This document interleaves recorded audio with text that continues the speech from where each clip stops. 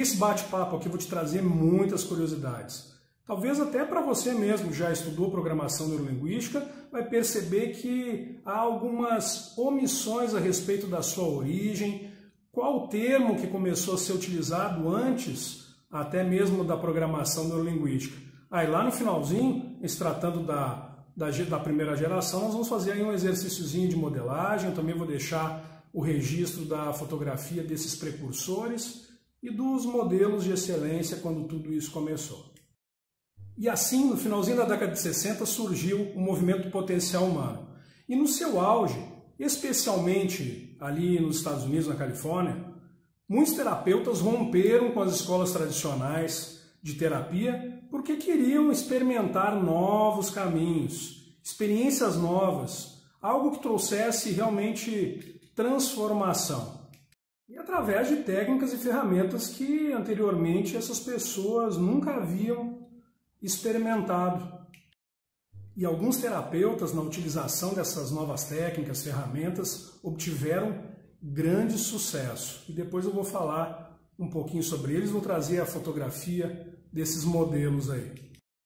E aí surge Richard Bandler, um jovem, bem jovem, pobre, mas gostava de estudar, era músico, e aí ele entrou para a Universidade de Santa Cruz da Califórnia para estudar ali física, matemática, estudava muita computação e muito pobre, jogava inclusive pôquer ali nas fraternidades da faculdade para angariar recursos aí para pagamento da taxa da universidade, até que se deparou com uma oportunidade aí de ser editor de livros. E aí apareceu um grande terapeuta com a incumbência aí de finalizar 2 livros que já havia assinado o contrato. E quem era esse cara? Era Fritz Perls, da Gestalt Terapia, que veio ser o primeiro modelo de excelência da programação neurolinguística. E nesse contato, Bandler começou a observação do trabalho de Fritz Perls, que trazia as pessoas para o palco, nos grupos, e fazia trabalhos de catarse, eliciamento de estado interno, colocava uma cadeira vazia, colocava um familiar ou alguém que a pessoa tinha um conflito ali, e todo esse trabalho ia se desenvolvendo, ele começou a perceber os padrões de linguagem, e aí a coisa foi andando. E Bandler pouco estava interessado na teoria, os porquês, porquê disso, porquê daquilo. Ele estava mais interessado em observar o como aquilo era feito, o como aquilo era executado. E a teoria da Gestalt já existia há muito tempo.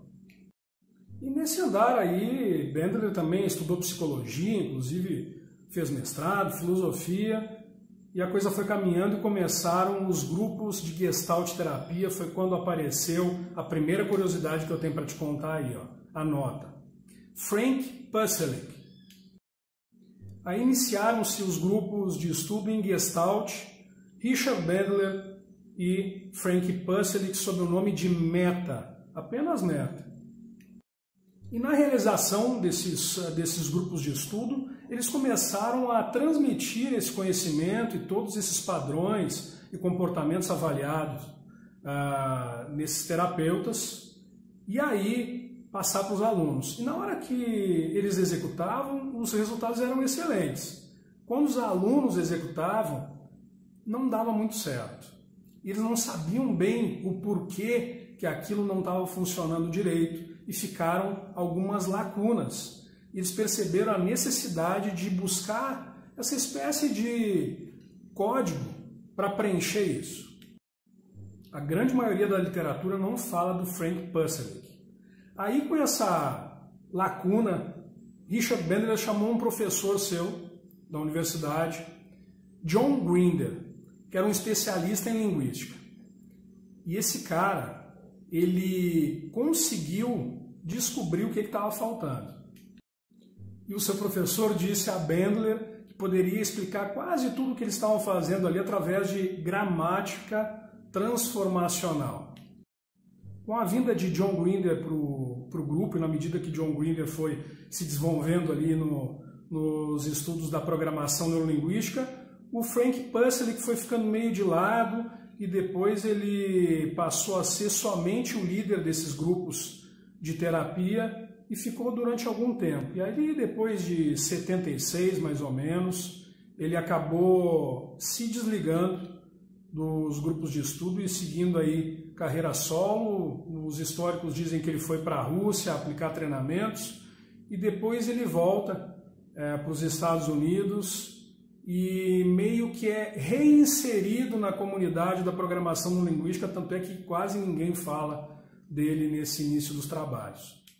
Até que, enfim, se chegou ao termo programação não linguística. Mas note que pode ter sido uma escolha bastante aleatória, porque nos anos 70 a neuropsicologia utilizava esse termo neurolinguística. Estava muito mais associado à anatomia do cérebro, o que pouco interessa para a programação neurolinguística do Bandler. Por quê? Porque a PNL não se preocupa diretamente com a ciência ou o que acontece com o cérebro de verdade. Mas sim, ela se preocupa com os modelos e com as técnicas em busca da excelência. Através da observação, então, Bandler executava naquilo que a gente chama de competência inconsciente. Ele simplesmente fazia. E nessa onda de excelência, vem outro modelo. Bandler falando o que ela fazia, apontando os padrões de comportamento, ela disse, mas eu nem sei o que é isso, eu não faço hipnose, eu nem sei hipnose. Virginia Satir, ela sequer era psicóloga, ela era uma assistente social e reunia uma família inteira em roda e numa sessão ali ela era muito eficiente, ela atuava como uma facilitadora para realinhar todo aquele sistema com resultados muito expressivos. E nesse mudar o tom de voz, falar um pouco mais calma quando necessário, uma postura corporal, vem aí, né, a questão do rapport muito utilizada na programação neurolinguística. Então ela não sabia o que ela fazia, somente que dava certo. E algumas histórias dizem até que quando ela tentava explicar era quase que um desastre. E na mesma linha, Milton Erickson, né, que é um outro modelo da programação neurolinguística, que rompe com a hipnose clássica, que vem cheia de padrões, esquemas, para chegar até um momento, e ele aplicava uma terapia onde usava muitas metáforas, ia contando histórias, e as pessoas iam chegando a um transe, e há resoluções aí de um alinhamento do consciente com o inconsciente. Em algum outro momento nessa série que nós vamos fazendo, no caminhar das coisas, eu abordarei um pouco mais especificamente a respeito de cada um. Nós vamos desenvolvendo ainda dentro desse tema primeira geração da programação neurolinguística. Logo então, o termo PNL vem a ser aí a linguagem que eu utilizo para a reprogramação do cérebro, e tem alguns que dizem até que é como se fosse português para adultos, porque ele te ajuda na comunicação. Eu utilizo aí em técnicas de terapia, na hipnose, padrões muito específicos vindos da programação neurolinguística para aumentar a performance, desempenho, resultado para quem me procura. E em se tratando de algo muito prático, eu deixei aí no final um exercíciozinho a respeito de modelagem, ainda mais nessa atual situação que nós precisamos nos reinventar. Dá uma olhada ali, presta atenção, fica em estado de presença e começa a mapear como é que você faz para atingir os mesmos resultados que aquele seu modelo de excelência, né? E aí eu trago uma das pressuposições da programação neurolinguística. Qual seja, se alguém é capaz de realizar algo, eu também sou, desde que eu elicie esses comportamentos. Então, fica aí com os precursores da programação neurolinguística e os seus modelos de excelência e esse exercício. Dá um curtir aí, compartilha, inscreva-se para que a gente possa continuar produzindo conteúdos aí para você. Grande abraço e até a próxima. Entra lá de novo.